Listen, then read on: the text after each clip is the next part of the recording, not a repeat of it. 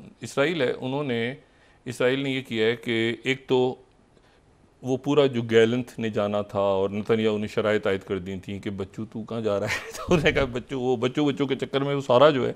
वो आखिर में जाके वो बाइडेन साहब जो हैं वो, क्योंकि इतना मैसिव इलेक्शन, मैंने कहा ना 19 दिन है इलेक्शन में, पूरी दुनिया इस वक्त जो है एक बहुत बड़े एक आप समझ रहे हैं आतिशफिशां पे खड़ी है कि क्या क्या इसराइल पे अमेरिकन असेसमेंट नहीं है, उनका कहना है कि इसराइल हमला करने जा रहा है और जवाबी हमला होगा तो हमने इसराइल को बचाने के लिए सितोना लगा रहे हैं। अच्छा, अब इसमें यह है, और इसराइल न्यूक्लियर पे हमला नहीं कर सकता जब तक उनके पास वो बंकर बस्टर्स ना हो जो अमेरिका ने ईरान स्पेसिफिक तैयार किए हुए हैं। ठीक है, मतलब इंडिया या कोई भी मुल्क, पाकिस्तान अगर कोई भी अपना सिस्टम तैयार करता है वेपन्स का, तो वो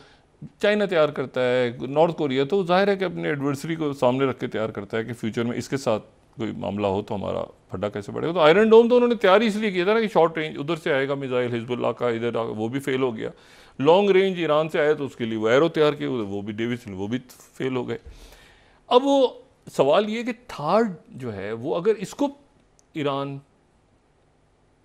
थर्ड सिस्टम फेल हो गया तो एक तो फेलियर है, फिर ये कि उसके नतीजे में ट्रूप्स चले गए, कोई जानों से चला गया तो क्या होगा। तो ये एक बड़े मैसिव क्राइसिस पे तो दुनिया खड़ी है। उसके साथ ही ये हुआ है कि तवज्जो सारी लेबनान पे है। लेबनान में जो है वो इस वक्त जनूबी लेबनान में बहुत बड़ी, बहुत खौफनाक किस्म की जो है वो वहाँ पे जंग हो रही है, और प्रॉपर जंग हो रही है लेबनान और इसराइल के दरमियान। और उस जंग के दौरान चूँकि तवज्जो सारी दुनिया की लेबनान की तरफ है, तो वहाँ से हिजबुल्लाह ने फिर रॉकेट्स फायर किए, और वो फायर किए और वो बिल्कुल आप समझें कि हैफा के शहर के नज़दीक जो है वो एक जो उनकी मिलिट्री बेस है वहाँ पे जाके गिरे हैं। एक जो है वो बिल्कुल सेंटर नॉर्थ बेस पे गिरे हैं, तो वहाँ पे 4 फौजी आज मारे गए हैं इसराइल के। तो लेबनान और इसराइल की लड़ाई बढ़ गई है बहुत ज़्यादा। इसी पूरे किस्से में जो वहाँ पे जंग बढ़ी हुई है लेबनान के साथ, तो इसी दौरान इसराइल ने कहा है कि भाई ये गज़ा का इशू को एक ही दफ़ा रिज़ॉल्व करो, और गज़ा के ऊपर दोबारा एक चढ़ाई हो गई है,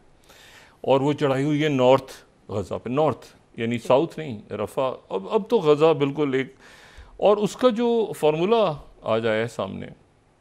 वो ये है कि शुमाली गज़ा में एक तो फ़ौज गई है और वहाँ पे अभी तक वहाँ से रॉकेट भी फायर हो रहे हैं और मिज़ाइल भी फायर हो रहे हैं, हमास की लीडरशिप लड़ भी रही है। तो फ़ैसला उसमें अल्टीमेटली बदकिस्मती से जो सामने आया है वो ये है कि जो नॉर्दर्न गज़ा को जो है वो मुकम्मल तौर पे वहाँ पानी और ख़ुराक बंद करने का फ़ैसला है कि वहाँ पे पानी मुकम्मल तौर पे पानी और ख़ुराक मुकम्मल बंद कर दी जाए, और वहाँ पे लोग भूख प्यास से मर जाएं, और अगर उन्हें नहीं मरना तो वहाँ से छोड़ के चले जाएं, और जो वहाँ रहेंगे वो फिर हमास के ही होंगे, और उनका पानी और उनकी भूख। तो ये एक आप समझें कि ये दोबारा गज़ा में 1 साल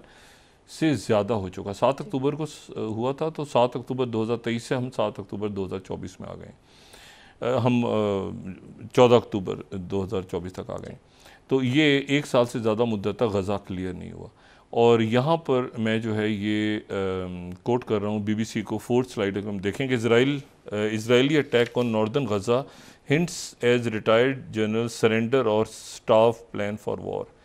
यानी या तो सरेंडर करेंगे वहाँ पे या फिर वो भूख से। लेकिन अब वहाँ पे 4 लाख लोग हैं, 4 लाख फ़लस्तीनी हैं वहाँ पे। और इसी दौरान जो कल वहाँ पे एक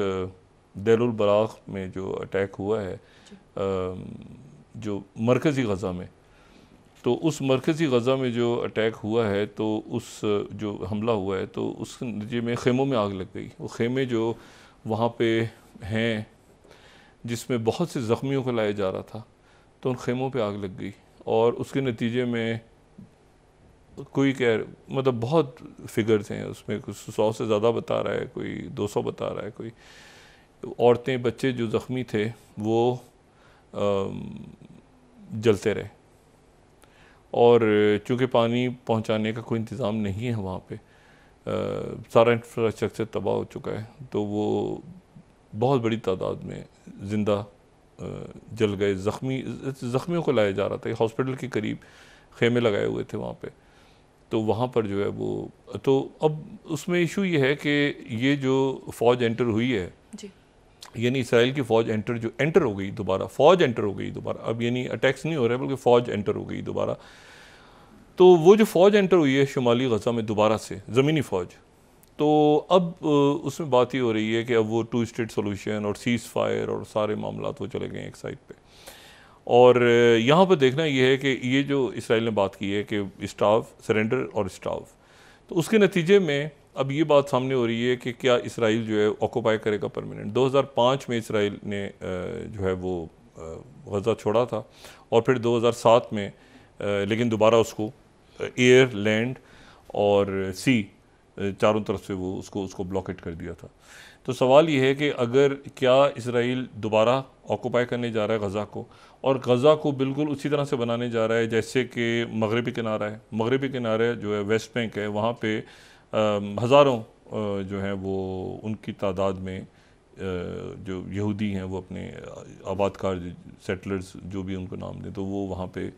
तो जगह नहीं। तो यहाँ पर अगर वो खाली करवा रहा है इस पूरे अरसे में, तो क्या ये वेस्ट बैंक की तरह का एक प्लान है कि वो ऑक्यूपाई करके और बिल्कुल उसी तरह से वेस्ट बैंक की तरह ही कि भाई यहाँ पर आके सेटलर्स आ जाएं और बहुत बड़ी तादाद में, और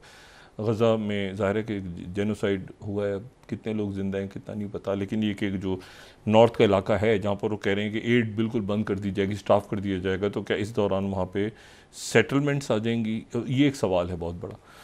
अच्छा, तो ये एक सिचुएशन एक बड़ी टर्बुलेंट सूरत हाल है, और इस टर्बुलेंट सूरत हाल में आज ईरान के जो फॉरेन मिनिस्टर हैं वो आज ओमान में उनकी मुलाकात हुई है हुती रहनुमाओं से, यमन के जो हुतीज़ हैं उनके साथ उनकी मुलाकात हुई है मस्कत में। और ये मस्कत में जो उनकी मुलाकात हुई है काफ़ी देर जारी, काफ़ी तफसीली मुलाकात हुई है, और जिसके बाद और ये प्रॉपर मीटिंग हुई है। अच्छा, मस्कत ये जहन में रखें कि ओमान जो है वो वहाँ पर इनडायरेक्ट टॉक्स होती रही हैं, इनडायरेक्ट टॉक्स होती रही हैं अमेरिका और ईरान के दरमियान भी, जो राब्ते हुए हैं वो उसके लिए मस्कत यूज़ हुआ है। और ओमान को अगर आप मैप पे देखें तो ओमान को ये बहुत बड़ा क्रेडिट जाता है कि उसका एक पूरा, अगर आप ये जो कोस्टल लाइन है, ये वाली जो बहरे अमर की कोस्टल लाइन है, इससे आप ये सना और हुदैबा और ये पूरे जो इलाके हैं, ये तो यमन का मैप देखें तो बिल्कुल एक तरफ है ना पूरा इलाका, बाकी तो पूरा डेजर्ट है, वो जो हदरुल मौत जिसको कहा जाता है, पूरा डेजर्ट है। और वहाँ पर पिछले कई सालों से, मतलब मैं ये पहले भी बात कर चुका हूँ कि वहाँ पर जो ट्राइब्स हैं, एक सबसे मुश्किल तरीन कामों में से एक काम ये है कि यमन के ट्राइब्स का नाम याद किया जाए, यमन के और लीबिया के ट्राइब्स का नाम याद किया जाए, तो वो एक बड़ा मुश्किल काम है। इतने ट्राइब्स हैं, लेकिन जो इम्पोर्टेंट बात ये है वो ये है कि एक पूरा डेजर्ट है। अगर आप यमन का ये मैप देखें तो ये पूरा सना, ताइज़, ये दमर, ये पूरा इलाका है, हुतीज़ जहाँ पर हैं, ये उदैबा, ये पूरा इलाका है। लेकिन उसके बाद जो पूरा यमन है, जो ग्रे है, ये पूरा हदरुल मौत है, ये सहरा है, ठीक है। और हदरुल मौत है, और ये पूरा जो सहरा है इसमें बहुत, ये वो इलाका है जहाँ पर एक ज़माने में कहा जाता है अलकायदा के यहाँ पे लोग हैं अभी भी यहाँ पे। जाहिर है कि यमन में पूरा एक इंच इस यमन का इस वक्त इम्पॉर्टेंट है, तो वहाँ पर क्या हो रहा है हमें नहीं पता, क्योंकि ज़्यादातर अटैक्स वगैरह यहाँ हो रहे हैं। लेकिन वो जो इलाका है उसके साथ फिर अगर नक्शे को देखें तो हदरुल मौत, फिर उसके बाद ओमान है मैप में, ठीक है ना। यानी यमन के उस तरफ परली तरफ जो रेड कलर का हमें डॉट नज़र आ रहा है ना, जहाँ पे ये बॉर्डर है जहाँ से ओमान शुरू होता है।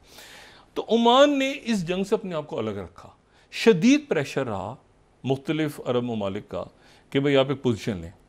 या आप इस मुल्क के साथ जाएं, आप उस मुल्क के साथ जाएं। जब यमन में हो रहा था मामला, ओमान ने अपने आप को बिल्कुल न्यूट्रल रखा, और उसकी फिर अल्टीमेट नतीजा ये हुआ कि हुतीज़ के साथ अरब ममालिक के जब मामला तय हुए, मुख्तलिफ खलीजी तो वो उसमें ओमान का इम्पोर्टेंट रोल था। इसी तरह से ओमान चूँकि ईरान के साथ भी एक तरह से बैकडोर डिप्लोमेसी है, उसके लिए भी ईरान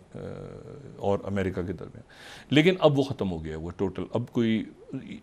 कहीं ना कहीं से होगा किसी न किसी मुल्क के थ्रू, लेकिन वो जो ओमान में था ना, वो ओमान में नहीं हो रहा है इस वक्त। ओमान के अंदर हुतीज़ हैं और हुतीज़ की तरफ से ये बात हुई है कि जी या तो यहाँ पर वो टॉक्स होंगी उनके साथ या नहीं होंगी। अच्छा, अब सवाल ये है कि ये मामला कहाँ जा रहा है, और ये मामला जो है ये अगर अमेरिकन असेसमेंट ये है, अमेरिकन असेसमेंट ये है कि ईरान जवाबी हमला करेगा इसराइल के हमले के बाद, यानी इसराइल ने हमला करना है जी। तो जब जवाबी हमला करेगा तो इसराइल को बचाने के लिए, इसराइल की बेसिस को बचाने के लिए हमारे फौजी और हमारा ये सिस्टम वहाँ पे मौजूद होगा। सवाल ये है कि इसराइल कहाँ अटैक करने जा रहा है, यानी वो तय है। अमेरिकन असेसमेंट ये है कि जवाबी हमला, तो जवाब से पहले एक हमला होगा ना, तो जो हमला है वो सवाल ये है कि वो हमला कब होने जा रहा है। क्या वो अगले हफ्ते 5 दिन 6 दिन ईरान पे इसराइल हमला करने जा रहा है, क्योंकि जो मिसाइल सिस्टम आ रहा है, फिर मैं दोबारा कह रहा हूँ, वो इस ईरान के हमले से उस हमले से बचाने के लिए आ रहा है इसराइल को, जो इसराइल पहले अटैक करेगा, जो ईरान जवाब देगा उसके बाद, उससे बचाने के लिए सिस्टम आ रहा है। तो एक्चुअली इसराइल एक अटैक करने जा रहा है, यानी ये इसका जो नुक्ता है, इसराइल अटैक करने जा रहा है ईरान पे। सवाल ये आपके हमारे पड़ोस में, सवाल ये है कि कहाँ पर अटैक करेगा और ईरान का जवाब क्या होगा,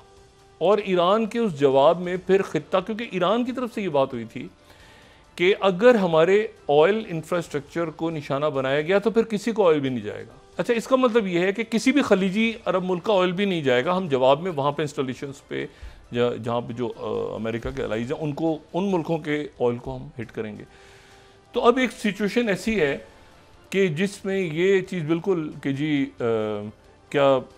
इराक इजाज़त देता है अपनी एयर स्पेस की, नहीं देता, वो फलाना मुल्क देता है नहीं देता, पूछ कोई नहीं रहा, अब ना कोई पूछने जा रहा है ना कोई। सवाल ये है कि इस बड़ी जंग में, इस बड़ी जंग के दौरान जो कि खड़ी है तकरीबन सर पे, मैंने कहा ना ये थर्ड सिस्टम आने का मतलब ये है कि डिफेंड करना इसराइल को उस हमले से जो कि इसराइल के हमले के जवाब में होगा। अच्छा, अब सवाल, और वो जाहिर है कि उसमें हिजबुल्लाह, हूती से मुलाकात हो रही है, रशिया कहाँ पे है, चाइना, ये दरमियान में हो रही है SCO। अब इस SCO की इम्पोर्टेंस, इसका लामिया, इंडिया भी इसमें, जयशंकर उनके फॉरेन मिनिस्टर जो हैं वो भी तशरीफ़ ला रहे हैं, तो ये टाइमिंग्स हैं। और 19 दिन बाद अमेरिका का इलेक्शन है जी।